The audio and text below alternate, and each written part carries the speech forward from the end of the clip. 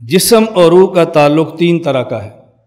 تعلق تصرف، جس تعلق کی وجہ جسم چلتا پھرتا اٹھتا بیٹھتا کھیلتا کودتا ہے۔ نمبر دو تعلق تدبیر، جس تعلق سے خون گردش کرتا ہے، کھانا ہضم ہوتا ہے، نبض چلتی ہے اور خود دل جسم کی رگوں کو خون دیتا ہے، پمپنگ ہوتی ہے۔ نمبر تین تعلق حیات، کہ جس سے جسم زندہ ہوتا ہے۔ جب آدمی جاگ رہا ہو تو تینوں تعلق برقرار ہوتے ہیں۔ جب سو جاتا ہے تو تعلق تصرف چونکہ ختم ہو جاتا ہے، ہم اس کو زندہ کہتے ہیں۔ بھئی یہ زندہ ہے تو دوڑتا کیوں نہیں، یہ زندہ ہے تو چلتا کیوں نہیں، یہ زندہ ہے تو کھیلتا کیوں نہیں، یہ زندہ ہے تو یہ کام کیوں نہیں کرتا۔ ہم کہتے ہیں زندہ ہے لیکن یہ کام اس لیے نہیں کرتا کہ یہ کام ہوتے ہیں تعلق تصرف سے، اور تعلق تصرف اس کا ختم ہو چکا ہے۔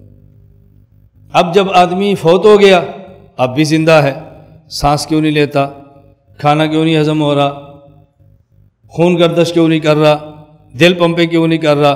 بھئی یہ کام ہوتا تھا تعلق کی تدبیر سے، وہ تعلق ختم ہو گیا ہے، لہذا ہے اب بھی زندہ۔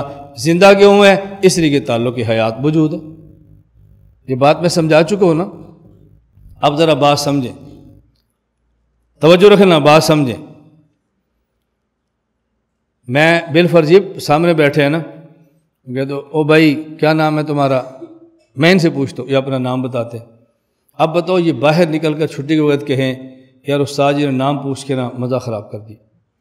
میں مدینے گیا ہوا تھا، حضور پاک کا روزہ دیکھ رہا تھا، کھڑا و صلاۃ والسلام پڑھ رہا تھا، جب استاد جی نے کہا تمہارا نام کیا ہے تو بس مجھے واپس آنا پڑا، مزہ خراب ہو گئی۔ آپ سب کو ہے نا جھوٹ بول رہے ہیں، بولو بھئی آپ سب کو نا مولانا صاحب جھوٹ بول رہے ہیں، یار آپ تو ادھر تھے، کہاں مدینے پہنچے ہوئے تھے؟ اچھا یہ سبق کے دوران سو جائیں۔ میں کہتا تو مولانا کہاں سے آئے ہیں، کیا نام ہے آپ کا، ذرا خیال فرماؤ۔ یہ وقفے کے بعد کہ یار استاد جی نے مزہ خراب کر دیا، میں نا گھر پہنچا ہوا تھا، استاد جی نے مزہ خراب کر دیا۔ آپ کہو گے جھوٹ بول رہے ہیں، بولو کیوں؟ آپ اس کو ماننے کے لیے تیار ہیں۔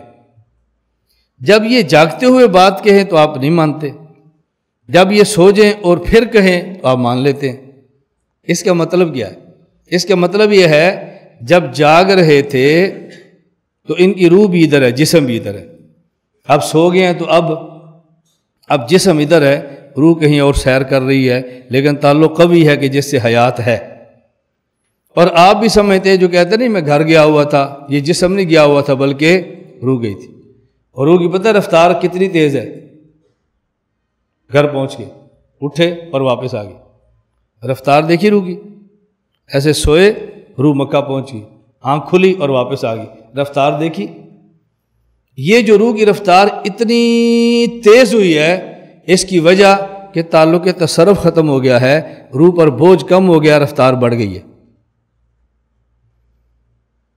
سمجھ آ گئی؟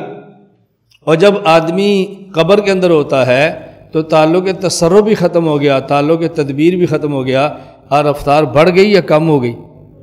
جی قبر میں سننا کس نے، جسم نے یا روح نے؟ براہ راست کس نے سننا ہے؟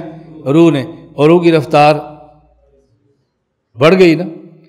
اب دنیا میں سننا تھا جسم نے، اس کی رفتار کم ہے، اس لیے اونچا بولو تو سنتا ہے، آہستہ بولو تو نہیں سنتا۔ اور قبر میں سننا ہے روح نے، اور روح کی رفتار اتنی بڑھ جاتی ہے کہ جس کا بندہ تصور بھی نہیں کر سکتا۔ اور پھر روح بھی امت نہیں، روح محمد ہے صلی اللہ علیہ وسلم۔ اب اگر قبر پر آہستہ صلات کہیں روح پھر بھی سن لے تو یہ خلاف عقل نہیں ہے، کیونکہ سننا روح نے تھا، تعلق تصرف اور تدبیر کے بوجھ سے آزاد ہے، رفتار بہت بڑھ گئی ہے، اب سننے کے لیے اونچا بولنے کی محتاج نہیں، آہستہ کہیں تب بھی سن لیتی۔ آہستہ کہیں، ہمارے خلاف حدیث کون سی پیش ہو رہی ہے؟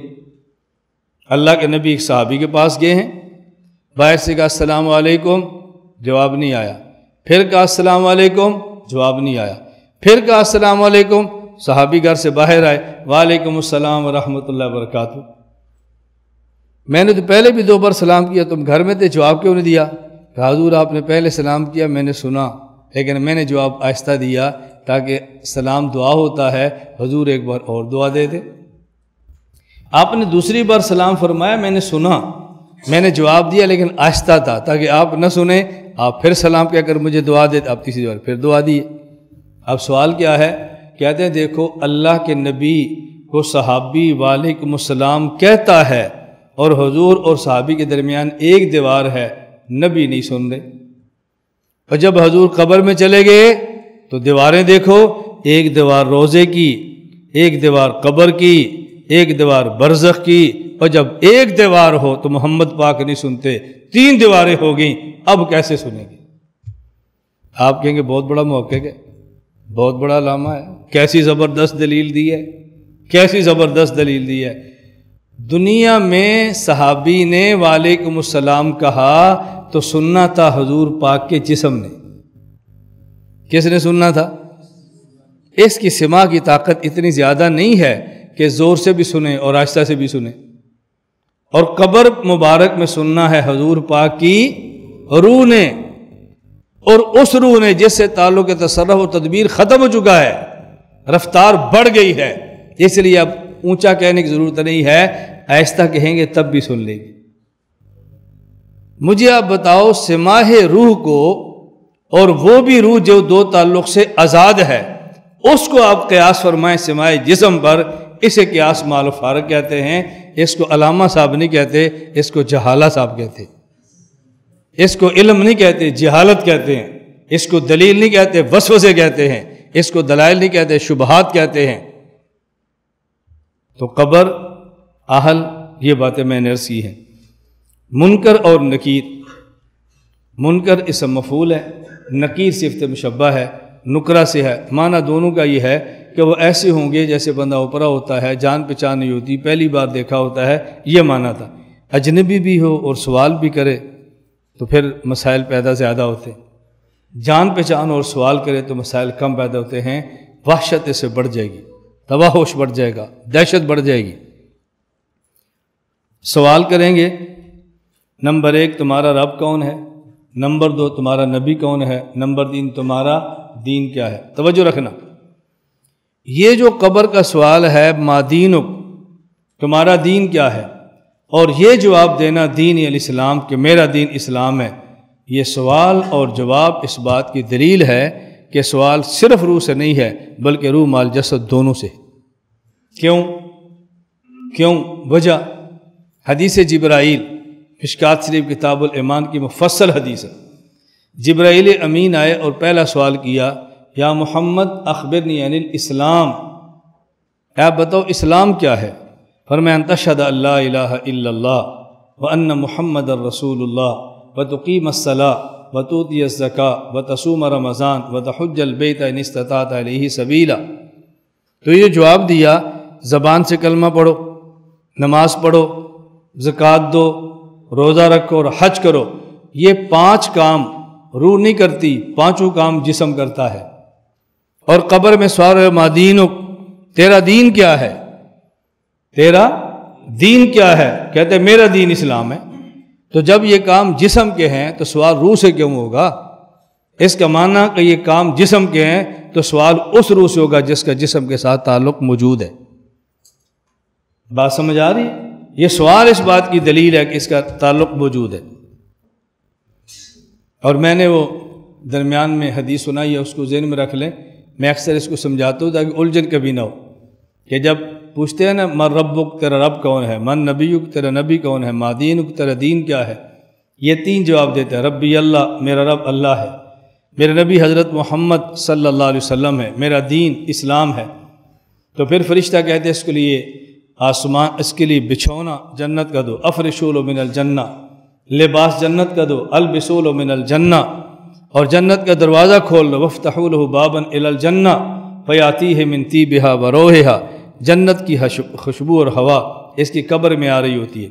پھر فرشتہ کہتا ہے نم کنومۃ العروس، ایسے سو جا جیسے پہلی رات کی دلہن سوتی ہے، ایسے سو جا جیسے پہلی رات کی دلہن سوتی ہے۔ یہ دلہن کا لفظ الفاظ نبوت میں سے ہے، اور لفظ نبوت میں بلاغت کتنی ہے، اللہ کی قسم، اللہ کے نبی اگر یہ عروس کا لفظ استعمال نہ کرتے تو یہ بات سمجھ ہی نہ آتی، قبر کی زندگی سمجھ ہی نہ آتی اگر یہ استعمال نہ کرتے۔ کیوں؟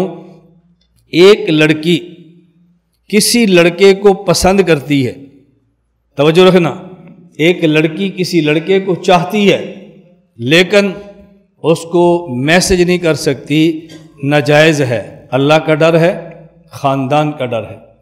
فون کرنا چاہتی ہے، نہیں کر سکتی، اللہ کا ڈر ہے چونکہ ناجائز ہے، نامحرم ہے، اور خدا کا ڈر ہے۔ اس سے ملنا چاہتی ہے، نہیں مل سکتی، اللہ کا ڈر ہے اور خاندان کا ڈر ہے، خاندان ذبح کر کے رکھ دے گا۔ یہی لڑکی اگر اسی لڑکے کے پاس نکاح، کلمہ نکاح کے ساتھ آ جائے، نہ اللہ کا ڈر ہے نہ خاندان کا ڈر ہے۔ بالکل اسی طرح بندہ قبر میں جانا چاہتا ہے لیکن ڈرتا ہے وہ خلوت کا گھر ہے، ڈرتا ہے وہ ظلمت کا گھر ہے، اندھیرے، وہ ڈرتا ہے وہ کیڑوں کا گھر ہے۔ جس طرح وہ عورت ڈرتی تھی میسر سے، خدا سے، خاندان سے ڈرتی تھی، کلمہ نکاح کے ساتھ آ گئی، اسے بھی کوئی ڈر نہیں ہے۔ یہ قبر میں جانے سے ڈرتا ہے، خلوت کا گھر ہے، ظلمت کا گھر ہے، کیڑوں کا گھر ہے، اور یہ کلمہ ایمان کے ساتھ آ جائے، آج اسے بھی کوئی ڈر نہیں ہے، جس طرح کلمہ نکاح کے ساتھ آ جائے اسے بھی ڈر نہیں۔ قبر میں 3 سوال ہیں۔ نمبر 1 تیرا رب کون، نمبر 2 تیرا نبی کون، نمبر 3 تیرا دین کیا ہے۔ توجہ رکھنا، اب بعض لوگوں نے ایک نیا فتنہ نکال دیا ہے، نہیں جی قبر میں 4 سوال ہوتے ہیں، قبر میں 4 سوال ہوتے ہیں۔ 4 سوال کیا؟ چوتھا سوال ہوتا ہے یہ جو کہتا ہے کہ میرا رب اللہ ہے، میرے نبی حضرت محمد ہے، میرا دین اسلام ہے، یہ تجھے کہاں سے پتہ چلا ہے؟ وہ کہتا ہے قرأت کتابک، میں نے تیری کتاب کو پڑھا ہے، بزرگوں سے نہیں سنا، تیری کتاب کو پڑھا ہے۔ دیکھو بزرگوں کی نفی ہو رہی ہے، تیری کتاب کو پڑھا ہے، آمنتک، ایمان لایا ہوں، اور مجھے اس سے پتہ چلا۔ تو دیکھو چوتھا سوال مولوی چھپا جاتے ہیں کہ لوگ قرآن پڑھنا نہ شروع کر دیں۔ میں کہتا ہوں بھئی تجھ سے بندہ پوچھے اور خدا تجھے عقل دے، یہ جو قبر میں کہہ رہا ہے قرأت کتابک، میں نے کتاب پڑھی ہے، یہ خود پڑھی ہے کسی مولوی سے پڑھی ہے؟ کسی مولوی سے پڑھی ہے نا؟ یہ جو ترجمہ پڑھا ہے خود کیا یا کسی کا لکھا ہوا پڑھا ہے؟ پھر بھی مولوی کے لکھا ہوا پڑھا ہے۔ تو کوئی آدمی مولوی سے قرآن پڑھ لے یا قرآن سے زبانی پڑھ لے، کسی مولوی کا لکھا ہوا ترجمہ پڑھ لے یا مولوی سے زبانی ترجمہ پڑھ لے، پڑھنا پھر بھی مولوی سے ہے، اس کے بغیر نہ قرآن کا ترجمہ کچھ بھی نہیں ہو سکتی۔ اور سمجھ آئی؟ وہ سمجھتے ہیں جی ہم بڑے مذہبی سکالر ہیں کہ ہم نے ایک سوال اور نکال دی ہے۔ اچھا اس کے بعد جو پھر سوال ہوتا ہے کافر سے، من ربک، من نبیک، ما دینک، وہ کہتے ہیں ہا لا ادری، ہا لا ادری، ہا لا ادری۔ دیکھو کہتا ہے لا ادری، میں نے کہا وہ یہ تو نہیں کہہ رہا کہ نہیں میں نے قرآن نہیں پڑھا تھا؟ جی میں وہی باتیں کہتا تھا جو لوگ کہتے تھے۔ میں نے کہا جو کہتے ہیں نا اللہ میرا رب ہے، وہ بھی وہ باتیں کہتا ہے جو لوگ کہتے تھے۔ فرق کیا تھا؟ یہ ان لوگوں کی بات کرتا ہے جن کے پاس علم تھا، وہ ان کی بات کرتا ہے جن کے پاس جہل تھا۔ اہل علم کی بات کو مانے تو قبر کے جواب آ جاتے ہیں، اہل علم کو چھوڑ دے تو قبر کے جواب نہیں آتے۔ تو سوال 3 ہی ہیں، سوال 3 ہی ہیں۔ لا الہ الا اللہ، لا الہ الا اللہ، لا الہ الا اللہ، ما لنا رب سوا۔ لا الہ الا اللہ، لا الہ